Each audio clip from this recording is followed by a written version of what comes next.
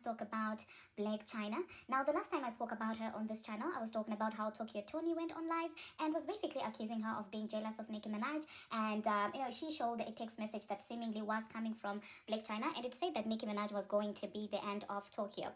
Of course, fans started having conversations surrounding that, just pointing out how weird it is that every time Nicki Minaj gives someone an opportunity, every time Nicki Minaj platforms someone, they always turn around and bite her in the behind. And it appears that might have gotten to Blac Chyna because immediately she decided to hop on live. And although she didn't directly address the situation, she started to talk about Nicki Minaj and how they got to know each other.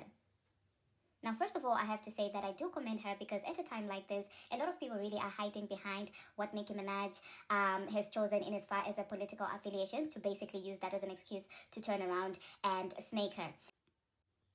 Speaking of which, that just reminded me of Ra Ali. The way Ra is moving is really embarrassing. Each time I see her post, I really truly cringe. I'm like, does she not realize how bad it's looking? Like, I'm getting secondhand embarrassment, literally. She's out there on some trying to be in your face Nicki Minaj. You know, she posted a picture of Beyonce and Jay-Z and said something to the effect of real royalty or something like that. And I'm just like, ma'am, this is so cringy. This is so weird. Oh my God. Be ashamed. Be gone. Be very, oh my God, hide somewhere. It's embarrassing in my own opinion. I do get falling out with a friend, but when you continuously do stuff like that, it's giving desperate. It's giving you trying really hard to have a public back and forth with them, which is embarrassing, especially for someone you once called a friend. At this point, I'm convinced that people really truly don't know what friendship is because I have also grown apart, fallen out with friends, but never in my wildest dreams or never did I come online and start to say, oh, you told me the secret, I'm willing to do this, or like I'm going to be friends with your enemies and post it on my social media to annoy you. Like, that is so childish in my own opinion. And that's just ridiculous. I mean, the energy, like investing your energy in doing something like that is really corny. And so I don't understand what's going on with Ra Ali. It's giving crash out at this point. It's giving she's mad that she no longer has access. But now that I'm saying it out loud, I'm actually now realizing that in fact there's a pattern, because oftentimes when someone has been doing weird stuff and someone just quietly cuts them off, a lot of times those people crash out because it's how dare you see through my nonsense, how dare you finally decide to do away with me. How dare you quietly and gracefully remove yourself without any drama. And so for that reason, people don't know how to handle that. So they press, hoping for a response so that at least, their nastiness can be justified. So yeah, I think now I kind of get it. But that being said, Blac Chyna said, not on my watch. She hopped on live and let me insert what she had to say about how she met Nicki Minaj. And you can tell that this is her attempting to let everyone know that, listen, we will always be cool. Okay, so this is me and Nicki's video. Okay, I'm gonna tell you a fun fact. So this was Come on a Cone. Look at me. I was pregnant with King right here.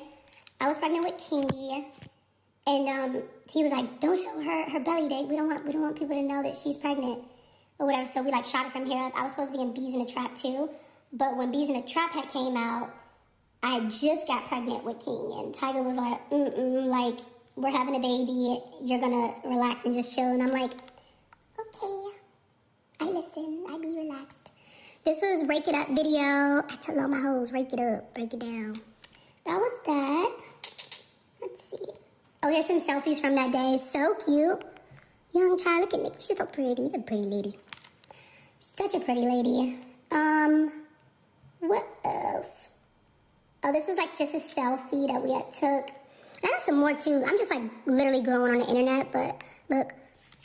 So the craziest thing is, after I had did her first video, that was the Monster video. I did her music video, and just ever since then, she just liked me. I don't know. If y'all know Nicki is not no yes man. You feel me? She's not doing all that. And I feel like she got a lot of slack for not. Well, there you heard that, you guys. There you heard that. Let me know in the comment section what you think about her attempt at clearing the air. Do you think that it is enough, or do you think that she should have directly addressed that? Now, let's move on to the next thing that we're going to be talking about. Let us talk about Coi Leray and her boo, Justin. Now, listen, Coi might actually be the new Ciara. We were supposed to talk about this in the video that I posted earlier on, but I don't know what happened. I got carried away by something. For those of you who don't know, I don't like to, heavily script. So, this is all freestyle, baby. We're just talking. I prefer to do it this way. So, Yeah, Coily Ray is very much on her Sierra right now, and we love to see it. We love to see people in love. This is what her boyfriend, her man, had to say. Justin, he said, "You know you're in love when you go outside without your girl and feel guilty. I ain't said a word all night. I'm on mute. If my girl not here, I'm not speaking to nobody. Call her if you need to speak to me. I'm gonna FaceTime her to order my drink from the bartender. She's the only woman I need to talk to. Hashtag respectfully. Isn't this sweet, you guys? Isn't this beautiful, you guys? Isn't this what we call a level up?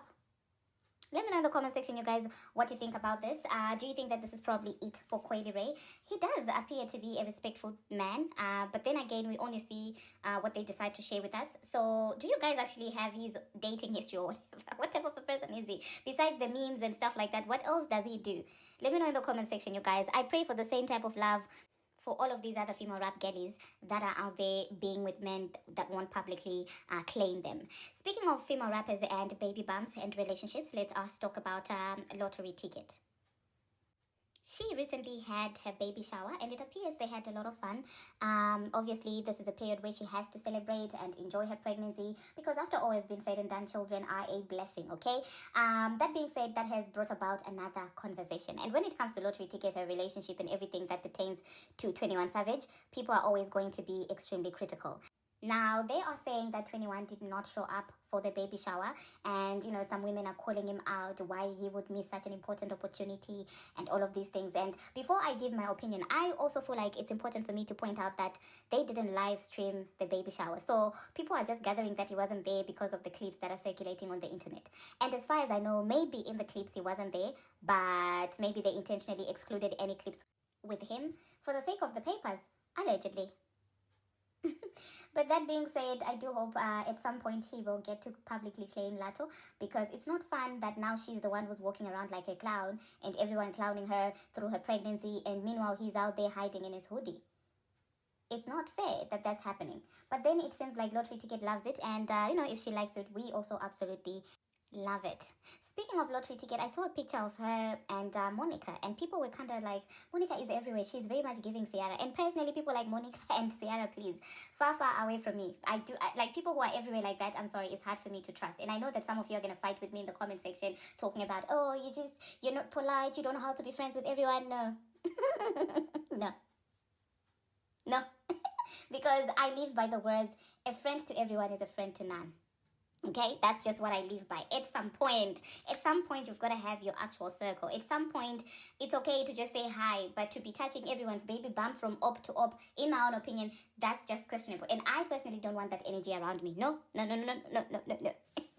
Anyway, let's move on to the next thing that we're going to be talking about. Let us talk about the Joe Biden podcast. One thing about those guys is they will defend Jay-Z with everything they have, with all their beings. They will defend that man. They will cook up excuses if necessary. Like, it's like almost whenever I see certain people on the Joe Biden podcast in the headlines, I just almost know what they're about to say. I just almost know that they're about to make excuses, just the way that Charlamagne does when it comes to the title swindler. It's the same way the Joe Biden podcast does. So, they were talking about the discourse that was going on the internet after Jay-Z sat down with GQ, questioning why he didn't choose to go to a black media platform or a podcast, given that some of his friends actually do have podcasts, okay? And in his defense, look at me defending him now, but in his defense, the reason why he doesn't value black media platforms anymore is because you've got nothing new to offer him. And this is the part that I always talk about when I tell you guys that when you are a yes man, you are devaluing yourself.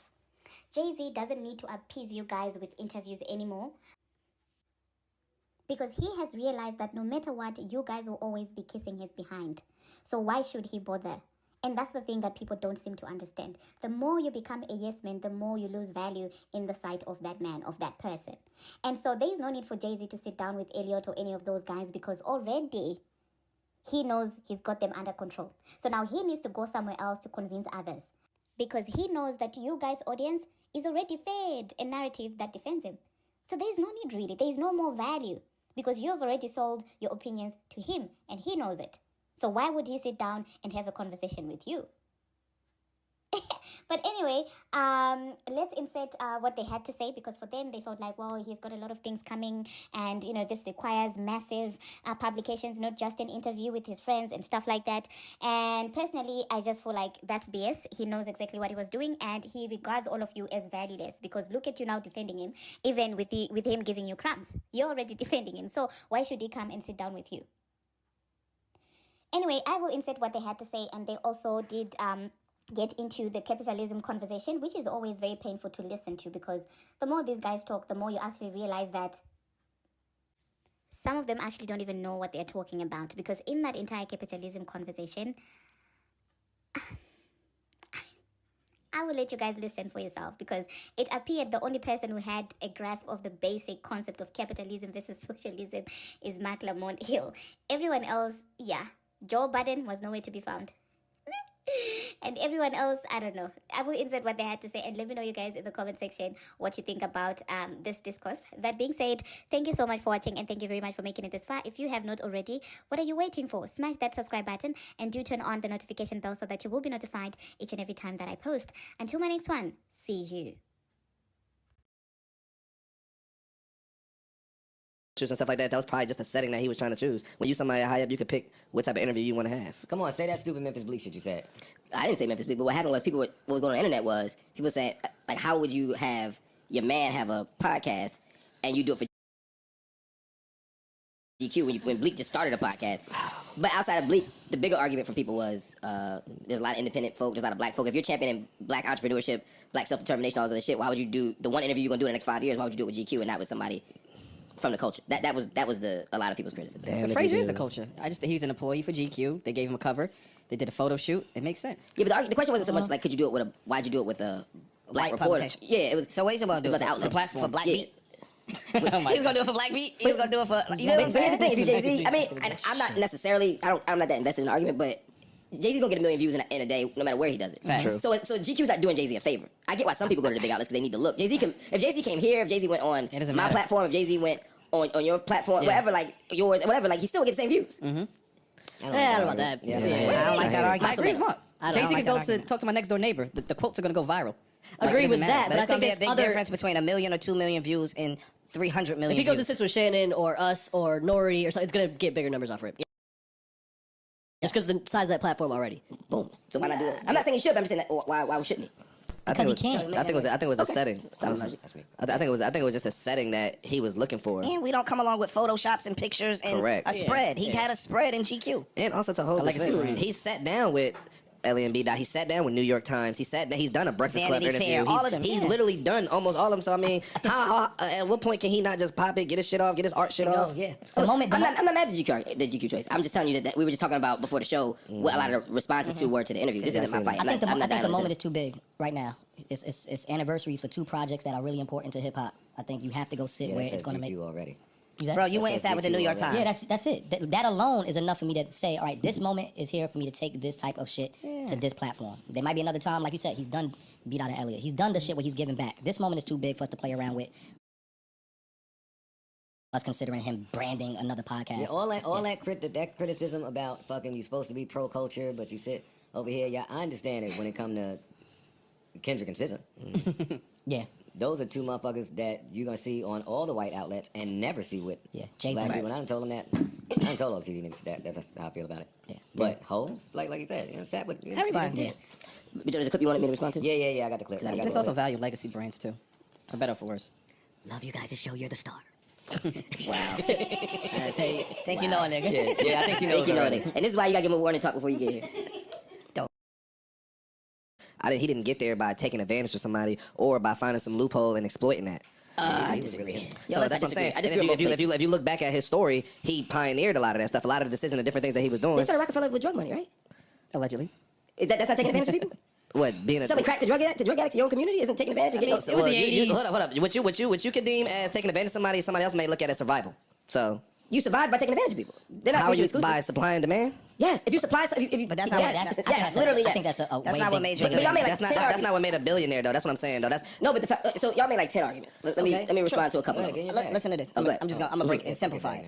If I What you start a t-shirt line, right, and I sell $10 t-shirts, and I sell 100 million t-shirts, I'm a billionaire. Now we can go say, yo, yeah, you made this money off these T-shirts, but there's somebody in Pakistan, or there's somebody in Portugal, or there's somebody in China that may be working under adverse conditions that are not United States standards, and so as a result of that, you are still, I guess, taking advantage of somebody. Yeah. Like, if that's the case, then anybody that reaches millionaire status, fuck billionaire status, by somebody else's morals, is still corrupt. Got you. So, okay, a couple things. First to what Jay-Z said. He said that the record industry kind of makes you feel like you're wrong for making money off your art. I think that's right. I think he said society. Society, but sure, Yeah, but yeah. it's really the industry people, right? When artists try to monetize their shit like Jay-Z did, they look at you. I agree. And they're often even bigger fish trying to stop you from getting what you. Yeah, I right. get, but again, that's part of the predatory nature of capitalism. Is that it's always trying. A small group of people with a lot of resources are always trying to take those or hoard those resources for themselves. They'd rather themselves have all of it or most of it at the expense of everybody else. Like those record company execs, they didn't want Jay-Z to get rich. They didn't want Jay-Z to have millions, much less billions, right? So I agree with him at that point, at that level. I don't have an issue with artists making money off their art. I don't have an issue with people making money or profit. Capitalism isn't the only system where people make money. That's why sometimes when people go, "Hi, you made some money," and you say you don't like capitalism. Oh yeah, there's other social systems where people make money. Like Give me some. Socialism. You can still have a profit in socialism, right? So it's not that there's no system where you can't make money. The question is to what extent. And I agree with you. If the issue isn't the definition of capitalism, it's the consequences of it. And so I would ask, somewhat rhetorically, but whatever, right? Like, is there ever been a capitalist system in the world where there hasn't been a huge gap between people who have and people who don't? I have a question. Hold on, just let me finish, because y'all said like a lot of things I just want to forget. I'm old. I'm just old. That's all. And then I'll stop here. To the billionaire point, the issue, I'm sure Jay-Z works hard. Jay-Z may work harder than everybody up here. Cool. Let's just assume that. The issue for me isn't that. But that kid, to use your example, in Indonesia, or that kid in Latin America or wherever, is also working hard. And it's not just like an arbitrary U.S. standard of comfort. If you're working for $1 an hour, or if you have to work in a factory at 8 years old instead of going to school, I think most human beings would agree that that's an untenable set of circumstances. The issue with extreme amounts of wealth is that wealth depends on that kind of system. You sell 100 million t-shirts. It's hard to sell 100 million t-shirts without someone's labor being exploited. It's hard to get $1 billion, maybe not by putting guns in people's head, but by investing in systems and companies that do those things, whether it's private security companies, whether it's places people that exploit labor. And that's my issue. I'm not saying, because Jay-Z kind of made a straw man argument in that interview where he's like, well, so a millionaire is bad, but 999,000 is good. It's not that. It's not about the individual people.